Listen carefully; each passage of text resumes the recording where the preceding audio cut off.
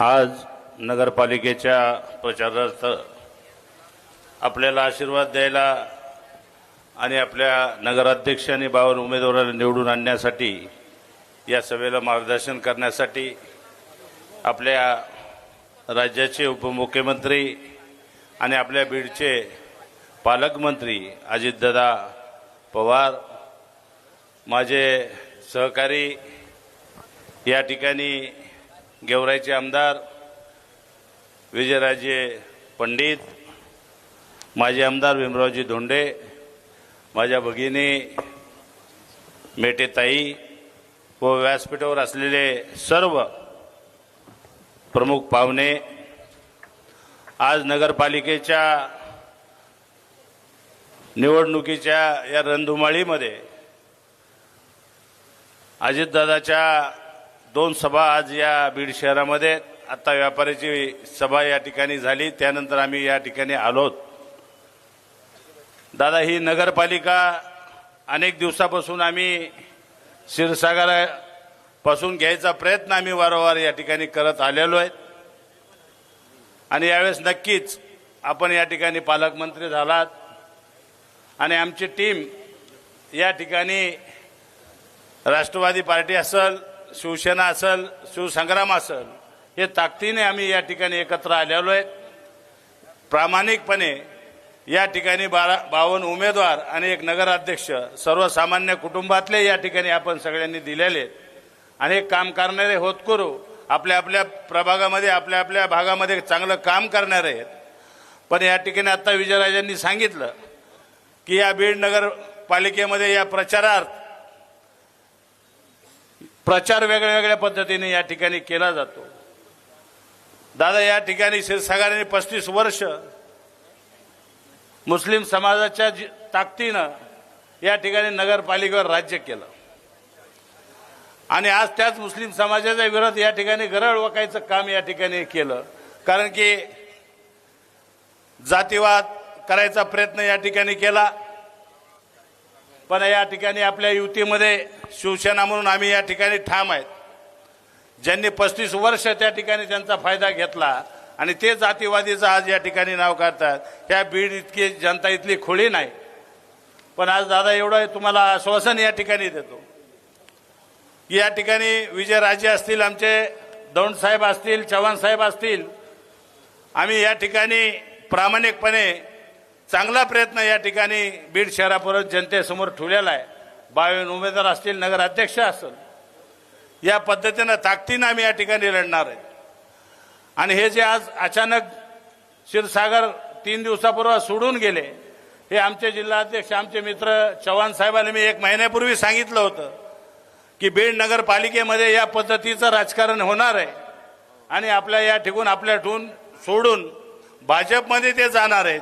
हे 1 महिन्यापूर्वी मी त्या ठिकाणी सांगितलं होतं. सांगताना बळी चव्हाण होते आणि बळी गवते होते आणि मास्टर साहेबांची आमची सुद्धा चर्चा झाली होती, पण आम्ही सावध होतो.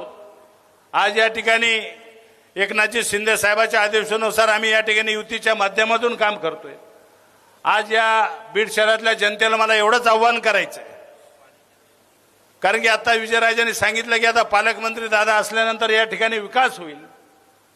बारामती सारखं आमचं नगरपालिका या ठिकाणी तुम्ही करा, बीड शहर करा.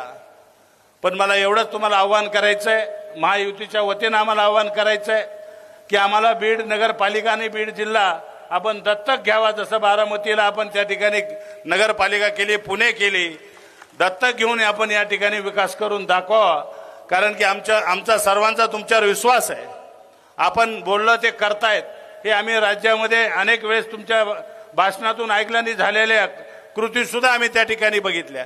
आपण पालकमंत्री झाल्यापासून बीड शहरामध्ये अनेक कामं या ठिकाणी सुरू झाले, पण त्याच्या आधीच्या नगरपालिका 35 वर्ष त्यांच्या हातात आहे.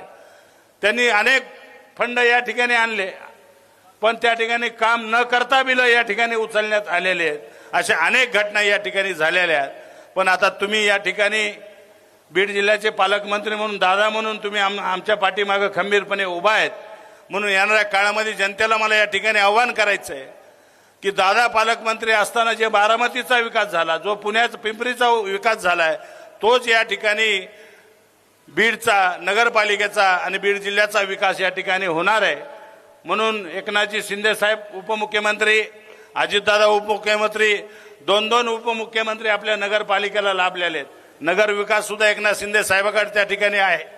म्हणून आज शिवसेना, राष्ट्रवादी, शिवसंग्राम या माध्यमातून आपण नगर अध्यक्ष म्हणून आपण पारवेताईला आपण त्या ठिकाणी उमेदवारी दिली.